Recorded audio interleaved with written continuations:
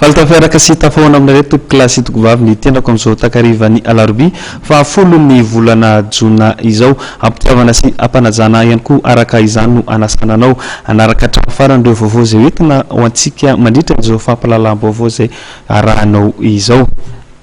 Amin'ny tontolon'ny politika aloha hatreto no mbola misongadina sy mitana ny sainy maro ka izay indrindra ary nde isantarantsika ny fotoanantsika amin'izao takariva izao ny toto ary ny tana ny sainy maro tokoa ny raharaha politika indrindrandrindra ny fotoam-pitsarana ny raharaha izay fangatahana fanesorana ny filoham-pirenena Rajaonarimampianina amin'ny toerany tetsy amin'ny fitsarana avy momba ny lalam-panorenana tetsy Ambodamona nanandro tanterana izany tamin'ity androany ity ka dia hojerentsika ny sary izay nentin'ireo mpanao gazetitsika izay teny antoerana tamin'ity androany ity. Naharitra ora roa ny fitsarana ny raharaha fangatahana fanesorana ny filohan'ny Repoblika Rajaonarimampianina tetsy amin'ny lapan'ny fitsarana avy momba ny lalam-panorenana Ambohida. Raha tamin'ny 10 ora sy 10 minitra no nanomboka ny fitsarana, tsy ny farany izany raha tsy tamin'ny 12 ora atoandro. Fitsarana izay natrehany mpikambana sivy tao amin'ny HCC ary notarian'ny filohan'ny fitsarana avy momba ny lampanorenana Jean-Éric Rakotoarso. Tao anatin'ny fotoam-pitsarana dia nifandimina nao fanamarihana ambava mikasika ny fitoriana sy fiarovan-tena nentina teo anatrehan'ny HCC ny mpisolo vava Rotonta. Andany ny mpisolo vava Piaro ny solombavam-bahoaka hitanany maître Aliarvelo Maromanana, maître Randrianjafiny Solange, Ranarvelo Andrianina ary Rakotondravony Tahiny. Noho izy ireo nangataka ny fanatotsana ny fanamarihana ambava dia nitondra ny fanamarihana voalohany mpisolo vavan'ny député. Namafy izy ireo fa azo raisina ny fangatahana fialan'ny filoham-pirenena ary maefa hitsara ny raharaha ny HCC. Ankoatr'izay dia notsindrin'izy ireo mafy tao anatin'ny fanamarihana ambava nataon'izy ireo fa tsy nanajana lampanorenana ny filoham-pirenena. Anisany notanisan'izy ireo ny tsy fanajana feptaona ananganana ny Haute Cour de Justice, ny tsy fanajana ny mahalaika ny Repoblika ny Madagasikara, ny tsy famoahana ara-potoana ny lalàna avy novidian'ny député, ny tsy fanajana ny fisarahan'ny fahefana ary ny fisiany fiandaniana amin'ny raharaham-panjakana. Ny zavatra no tenenina tao ary namafisina tao voalohany amin'izany ny tsy fananganany zareo ilay antsoina hoe Haute Cour de Justice. Manarakaraka an'izany ny principe de laïcité, manaraka an'izany ny principe de neutralité de l'État. Misy koa ny fanimbazimbana ny principe izay misahana ny séparation des pouvoirs, tsabahana foana ny andraikitsy ny solombavam-bahoaka. Dia manarakaraka an'izany ny violation ny article 73 zay zavatra nitranga omaly ariva hitapoko hitam-pirenena.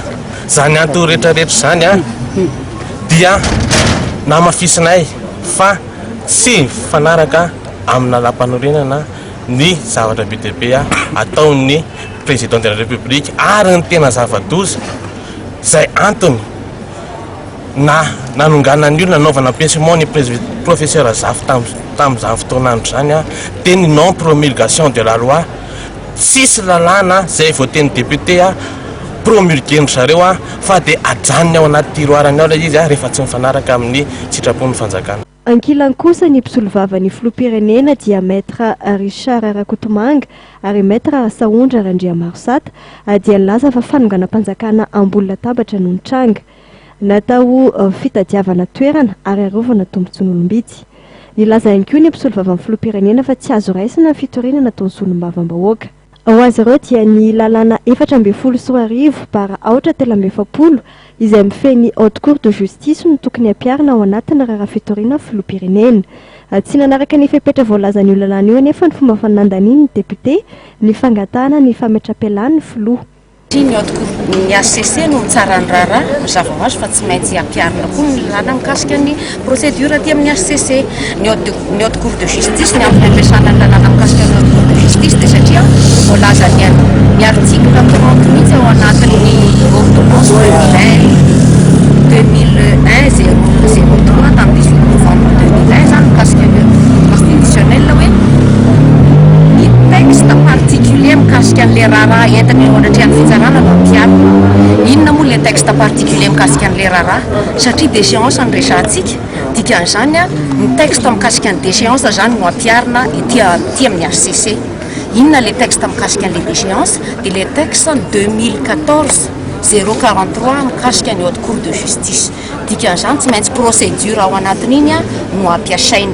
Mise en accusation ny voalazan'ny lalam-panorenana, mise en accusation ary mise parapatonga any mise en accusation dia tsy maintsy misy pitsopitsony arahana aloha vao tonga any mise en accusation. Zay no anjaran'ny député, mise en accusation. Ka ny voalazan'ny lalàna ange tsy fitsipika anatiny no milaza azy fa ny lalàna voalazan'ny lalàna ange dia tsy maintsy misy commission de requête. Commission roa zany no tokony natsangany zareo. Voalohany commission de requête, ny faharoa commission d'enquête. Zany rehetrarehetra zany tsy nisy fa tsy hoe commission ad hoc akory ny voalazan'ny lalàna, tsy hoe ny fitsipika any amin'zareo no arahana fa ny lalàna mikasika an'ity le déchéance ity no arahana fa tsy ny fitsipika anatiny mikasika ny député akory no arahana fa tsy maintsy zay voalazan'ny lalàna mikasika an'le déchéance. Fifidianana roa miataona no tokony ataondry zareo. Niarana hiditsika rehetra fa tsy nisy fifidianana roa miataona mihitsy ny nataondry zareo tao. Zany a dia efa anisany vice de procédure avokoa. Zany koa ny antony ilazana fa tsy azo raisina mihitsy le enquête nataondry zareo. Ny fitsarana fomban-lam-panorenana no nanapaka mikasika ny raharaha fangatahana fanesorana filoham-pirenena. Tsy mbola nisy ny didina avoakan'ny HCC. Mitohy ny fandiniany ty androm-panjakana ity ny antota taratasy sy pirofo avy amin'ny mpisolo vavarotonta. Andrasana kosa ny famohan'ny HCC ny didy momby ty raharaha mikasika ny filoham-pirenena ity izay raharaha